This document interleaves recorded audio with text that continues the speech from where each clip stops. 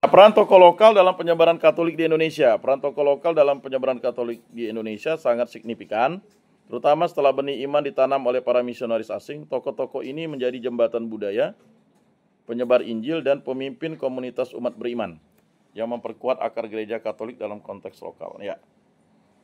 Jadi dulu itu seperti kakek saya itu kan masuk Katolik itu sudah menikah ya. Jadi bapak saya ya disuruh ke sekolah Katolik lah, biar belajar agama gitu. Jadi dulu penyebaran agamanya kepada tokoh-tokoh yang penting di kampung-kampung itu. Misalnya kayak kakek saya dari mama saya itu ya, jadi pastor, lalu dia dibaptis, suami istri, anak-anaknya ya akhirnya belajar agama Katolik. Nah, akhirnya dia menginisiasi membangun gereja, ya berdirilah gereja kan gitu di tanahnya. Ya begitulah caranya. Nah, yang pertama, perintis komunitas umat Katolik lokal ya. Jadi itu. Setelah dibaptis, banyak tokoh lokal menjadi perintis komunitas Katolik di daerah masing-masing. Di Kalimantan Barat, di Singkawang, umat Katolik pertama itu berasal dari suku Tionghoa. Begitu juga di Ketapang. Ya. Kalau kalian buka-buka sejarah-sejarah itu. Ya. Mengapa berakar dan membekas? Karena firman dan sabda Tuhan yang mereka resapi. Tidak kayak sekarang, makin banyak pemahaman iman, makin kita pudar. Ini. Mereka menjadi teladan iman yang mendorong keluarga dan komunitas untuk menerima ajaran Kristus. Bahkan dulu di perkampungan itu kalau udah misa, hari Minggu semuanya harus stop. Siapa yang berani ke ladang itu kena hukum adat, tidak ke gereja. Kalau sekarang, ya kan malah tokoh adatnya mungkin disumpah-sumpah. Ini tantangan bagi kita, ada pergeseran nilai yang berat. Teladan imannya itu mundur. Andalah teladan iman. Ya. Makanya kalau pakai perasaan orang pasti mundur, tapi kalau pakai pelayanan orang tidak mundur. Kalau pakai perasaan itu ya susah. Perasaan senang mau melayani, perasaan tidak senang tidak mau melayani, berat. Ya kan?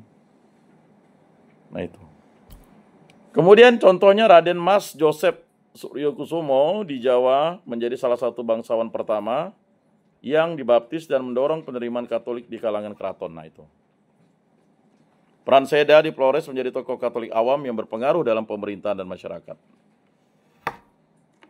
Selanjutnya katekis dan pengajar iman. Nah ini katekis ya. Banyak tokoh lokal menjadi katekis yang mengajarkan iman Katolik di desa-desa, kadang bahkan sebelum pastor datang. Misalnya di lingkungan kami di Bunda Maria Juruju, di lingkungan Satu Rupinus itu, masuk Katolik, oh itu dulu ada katekis katanya, yang ngajarkan mereka. Bapa kami, Salam Maria, kemuliaan, doa aku percaya, 10 perintah Allah, 5 perintah gereja. Nah itu yang akan kalian lakukan. Mereka menjadi penghubung antara misionaris dengan masyarakat setempat, mengajar doa, liturgi, dan ajaran gereja ya. Kalian akan mengajarkan doa, liturgi, dan ajaran gereja.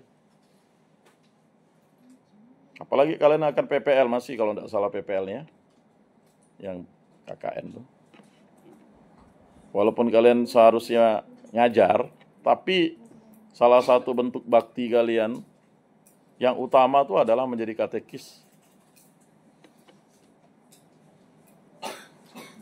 Contohnya Damianus Tukan dari Flores dikenal sebagai katekis yang militan dalam menyebarkan iman di Nusa Tenggara Timur. Nah, itu. Ada yang satu marga dengan dia, Bruder, ya. Bruder Tukan. Kemudian penerjemah budaya dan bahasa. Tokoh lokal membantu para misionaris memahami bahasa dan budaya setempat sehingga pewartaan Injil menjadi lebih kontekstual dan diterima masyarakat. Ya. Jadi sekarang itu kalian bisa secara kontekstual menggunakan bahasa daerah, menggunakan audio visual, menggunakan cara-cara kalian untuk berkatekese. Ya. Kalian sudah mencoba di YouTube, sekarang mencoba di TikTok, mencoba di snack video, mencoba di IG, ya kan? Apakah kalian bisa projectnya tuh, itu project lifetime ya, seumur hidup ya. Nggak sulit ya. Tapi kalau kalian nggak buat one day one content, 1 menit ya kalian buat. Misalnya doa salah Maria, ya, itu berkesan. Ketimbang dengan perdebatan agama yang membuat orang menjadi sakit hati. Dialog iman kita kan dialog dalam doa. Kita membaca perikop hari ini cukup. Inilah Injil suci Yesus Kristus menurut Santo Matius. Bab sekian, ayat sekian. Nah, paling misalnya 50 detik. Bisa berkesan. Atau kalian menyanyi misalnya. Kalian membuat versi bahasa, tapi tidak boleh diganti itu. Kalau ordinarium itu ya udah, kalau Tuhan kasihanilah, Tuhan kasihanilah. Ya kan? Tuhan kasihanilah kami, Kristus kasihanilah kami kan diulang. Pakai bahasa daerah kalian nadanya, bisa. Buat ordinarium. Ya silakan, tidak ada masalah. Kalian Katolik kok. Didengar misalnya pusat musik liturgi, kalian dipanggil kan. Misalnya doa Bapa kami yang dilagukan kan tidak hanya versi yang biasa di Mada Bakti, kan kalian bisa buat versi bahasa daerah kan. Tetapi tidak boleh diganti itu kata-katanya. Karena itu udah baku. Ada nihil obstat dan imprimaturnya, nihil obstat. Boleh. Tiba-tiba udah bagus kan? Karena nanti bisa jadi kalian lupa, ya bagus direkam. Misalnya, ya terserah ya. Contoh katekis Jawa di zaman Romo Panlit menerjemahkan buku-buku doa ke dalam bahasa Jawa dan berperan dalam inkulturasi. Ya, dan itu diwariskan sampai sekarang ya. Kemudian pemimpin awam dan penggerak sosial. Tokoh Katolik lokal berperan sebagai pemimpin umat, pendiri koperasi. Misalnya C.U. Lantang Tipo tuh, saya ingat tahun 72 disosialisasikan. Mulai dari tokoh-tokoh umat. Pelatihannya 2 minggu di Nyarungkop. Lama deh, tapi sekarang setelah ya sudah merambah umat dan bahkan masyarakat, asetnya udah triliunan. Ya, lalu pendiri sekolah dan kegiatan sosial berbasis gereja. Mereka menunjukkan bahwa iman Katolik tidak hanya hidup dalam gereja, tetapi juga berdampak dalam kehidupan sosial politik ya. Contohnya kita tahu yang sudah masuk pahlawan nasional, Ignatius Joseph Kasino, I.J. Kasimo, tokoh nasional sekaligus Katolik yang aktif di bidang politik, memperjuangkan nilai-nilai iman dan kemanusiaan. Nah, Paus Fransiskus, selain dia adalah tokoh rohani, tokoh religi, kepala negara, dia juga adalah tokoh politik cinta kasih. Maka nilai-nilai iman dan kemanusiaanlah yang harus kita sosialisasikan kepada masyarakat. Ya. Bukan masalah kekerasan. Snack video misalnya ada orang berkelahi, dibanggakan, nusuk orang. Ngapain gitu. Membunuh pula dibanggakan. Jadi seakan-akan ya, kekejian itu yang menjadi itu. Penyelesaiannya adalah sikit-sikit menghilangkan nyawa orang.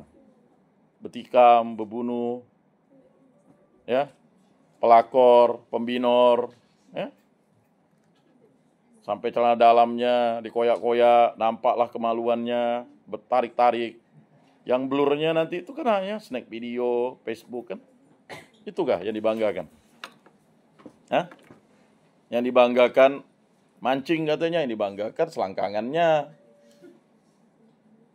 Celana katoknya nampak. Yang dilihat kalian kan celana katoknya. Band-band. Ya kan? Nanti yang perempuan ngikut. Oh, rupanya laki-laki ini suka nengok celana katok. Ya nampak kan ya celana katok waktu pacaran. Ujung-ujung lalu boncet perut tuh. Jangan salahkan dongkrak yang masuk. Salahkan sangkar yang terbuka kan? Padahal sangkar itu hanya milik suamimu. Ya kan? Ya benar, betul ya? Prinsip tuh. Memang agak berat nih. Memperjuangkan nilai-nilai kemanusiaan, masalah keperawanan dan keperjakaan. Berat. Berat. Lagi kalian katekis. Berat. Nilai-nilai kemurnian tuh sangat berat. Jangan menyesal di kemudian hari. Memberikan second kepada suamimu. Memberikan second kepada istrimu. Penyesalan tiada arti. Bukan tenang-tenang mendayung, tetapi hati-hati mendayung. Ya kan? Ya, karena bukan suamimu. Baru pacaran men. Ya kan? Kalau semangka berbuah jengkol masih nyaman. Ini jengkol berbuah semangka.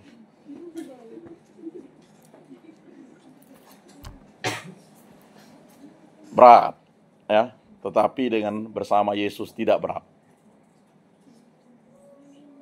Ya, jadi tokoh lokal yang terpanggil menjadi imam dan religius adalah pilar penting dalam inkulturasi dan kemandirian gereja. Mereka menjadi wajah gereja Katolik Indonesia yang mampu berdiri sendiri tanpa tergantung penuh pada misionaris asing. Sehingga ada 3 paus yang sudah datang ke Indonesia. Paus siapa? Paus Paulus ke-6 dan Paus Yohanes Paulus ke-2 dan Paus Fransiskus. Dari 266 paus, baru 3 paus yang mengunjungi Indonesia. Berarti memang baru 100 tahun lah kekatolikan itu berkembang di Indonesia.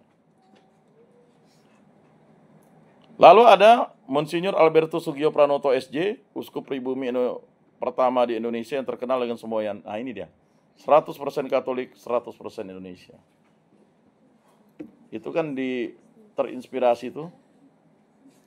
Ya, nanti John F. Kennedy bilang, jangan tanya apa yang negara buat kamu, tetapi tanyakan apa yang kamu buat bagi negara. Nah, John F. Kennedy kan tokoh Katolik di Amerika tuh. Itu kan berasal dari ayat Injil. Berikanlah apa yang menjadi hak Allah dan berikanlah apa yang menjadi hak kaisar. Berikanlah apa yang menjadi hak kaisar dan berikanlah apa yang menjadi hak Allah.